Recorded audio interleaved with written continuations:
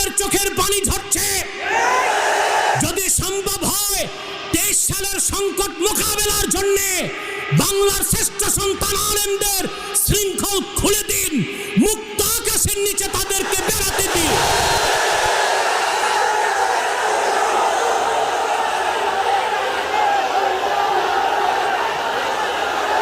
আর বাংলাদেশে কোরআন ও সুন্নাহ বিরোধী যত আইন হয়েছে সে আইনগুলোকে বাতিল করতে হবে। বিদায় লগ্নে এই ঐতিহাসিক ময়দান থেকে বাংলাদেশের যারা নীতি নির্ধারক, অভিভাবক, তাদের উদ্দেশ্যে বলছি, আপনারা অত্যন্ত শঙ্কিত। 23 সালে কি হয় আপনারাও জানেন না। আপনারা না জানলেও আমরা বহু আগ থেকে আপনাদেরকে